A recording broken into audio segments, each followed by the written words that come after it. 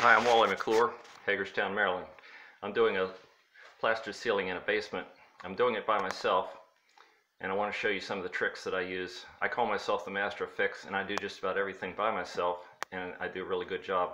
I buy and sell homes, but I'm not a flipper because I take a long time to do what I need to get done. So here's my basement.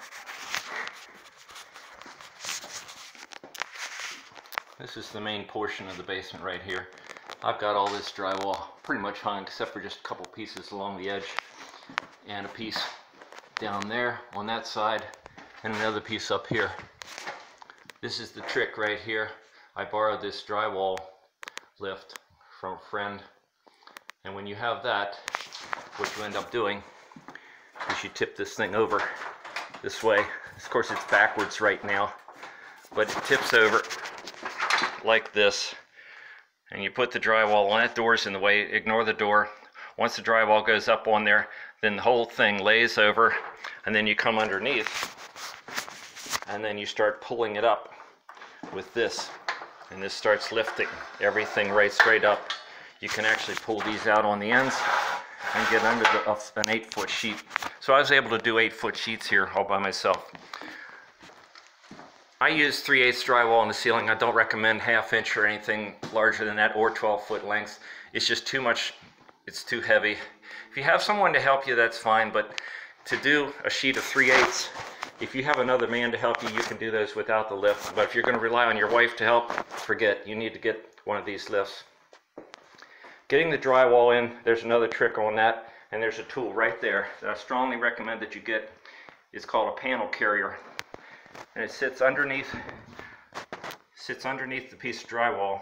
And then when you pick this up, your hand is lined up properly for the lift. Otherwise, you've got to turn your hand around sideways like this to get underneath of there, and it's really not healthy to be lifting the weight.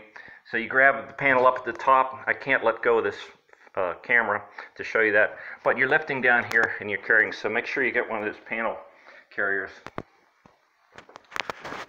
When I start doing all of this, here's another trick that I use. You see those blue pieces of tape? Those mark my joists, and my joists run out this way. So when my panel goes up there on the ceiling, I can't see those joists anymore. But now with these little blue markers, I know that I know where those are. So when that first panel goes up, and I come out on the end here, I put a nail right here. And then the other thing I do is, because I've got this blue tape, I'll put a nail here. And the next thing I'll probably do is put a straight edge along here. I'll put a straight edge along there with a pencil. I'll mark where that line is so I can make sure that I get all my nails on the joist. Because if you miss a joist, then you got to take the nail out, and it's kind of a pain. On the end here, I don't have good support up underneath of here. That's because of the way the other people did it ahead of me, and I'm not going to worry about it much. I have a little bit here that I might be able to grab, but it's uneven, it's too far up. I'm probably just going to put a piece of corner trim on the top there, and I might even just glue it on. So there's a lot of good adhesives out there. You can do a lot of stuff with that. As you can see, this isn't too even down through here. Can't worry about that. It's not even there. Can't worry about it. When you put your panels up, you're going to have lights that are going to be in the way. And what you need to do is attach your panel in the corners and along the edge, and then down through here. Don't try to nail up in here until you get this cut out. But you should remember or mark down, how far it is out from the wall, how far it is from the edge. Then just bust a hole with a hammer. And what I like to do is I take this saber saw and I'll put it right up there in the hole, and then I just cut over to the edge, over to the edge, over to the edge, over to the edge. And then I've got, it looks like a star with all these lines. And then I'll take one of the round pieces from the light, which I don't have any right now, down here, and I'll just mark where that circle is. And then I take a plunger saw and I just start cutting all the way around here, just carefully. When you finally get it clear all the way on the outside, then all of a sudden your panel will move right up into place, and you can finish nailing everywhere else. You're going to have to do the same thing with your heat vents. I've got one here and one over there. this was a real mess with what they had running over here and the way they butchered this thing up, because there's not a whole lot of room up there. I put new ones in, and then now I've attached this, and when I go to paint this, I'm probably not even going to take these out. I'm going to tape this off and paint it. I still have to attach all along there. As you can see, I've done some work with the insulation along the edge around here. I've really sealed this basement up, which the other people really didn't have it sealed up very well at all. So that's a very good job. The other thing that I'm having a little bit of trouble with here is some of the joists were uneven. I actually have a bad spot right here. You can see I did shim this piece all the way down, but here I didn't. So I'll just tape this over, and then I'll end up filling it and just tapering it all out to get it nice and smooth. Over here I can show you some of the problems. This is the area I still haven't done. But what happened in this house is you have old joists and then you have new joists. And the reason they put these new joists in, as you can see, the old joists were really too far apart for a floor. So when they put the new flooring in, they added these joists in the middle. Well, these aren't the same dimension as the old ones. So now these are a little bit bigger. Let's see if we can measure that. Hold on a second. The old one is 5 3/4. This one's 5 1/2, so you got 1/4 inch. So what I'm doing is I'm starting here with the new ones, and I'm shimming these down. I've also taken the time to make sure my wires are up out of the way, because they didn't run all the wires through these. So, you know, that makes a mess. There was an original drop ceiling in here, but I couldn't put it back up, couldn't put the panels back on, because they put the thing in here and it was so close to the joist, I couldn't even get the panels out. I have no idea how they put it in, but it was unserviceable. I just tore the whole thing out.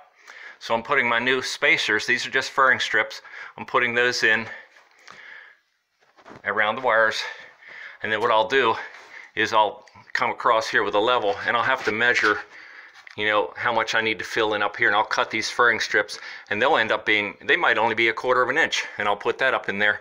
Then I can put the drywall right up there. Again, I don't have an edge here to work with. I'm not worried about it. What's going to happen over here? No big deal. Who's going to go over there and push and break it? Nobody. Just run it over there and don't worry about it. You can put your corner trim right along the top there, and it'll be just perfect. So I'm going to do the same thing all the way across here. I've got new ones here. I'll put the furring strip on, furring strip here. Then I'll figure out how much I have to do here.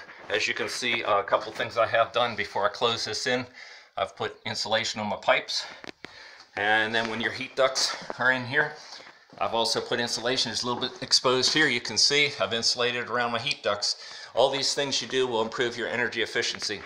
And I'll tell you another trick that I use. This is an older house. This is really, really hard pine. And in trying to put the drywall nails even up into this, I had to drill every single hole. So I just took a smaller bit than the drywall nail, and every single one that I drove up in there on these older joists, I drilled. And that way I got a really good job. Didn't bend a whole bunch of nails. On these, the newer joists, that's much softer pine, and it's a joy to be able to just nail right into those. I don't use a screw. I like to nail. So anyway, those are some of my tricks. I'm going to be coming back in here. Not sure what I'm going to do here. Originally, they didn't drywall any of this, and I might drywall that. The other thing I did here was this light was actually sitting up in here, and it did provide some light in this general area going into the bathroom, but didn't provide any light back in there where the central vac unit is and that little storage area. So there's plenty of wiring. I just disconnected the fixture and just moved it back there, so it's going to be really good. So that's about all I have to say about putting in a drywall ceiling. You can do it yourself if you have the lift, and then you just finish it. You'll be able to do a really good job. Thanks for watching, and I hope you'll subscribe. I have some more home improvement videos I'm going to be doing.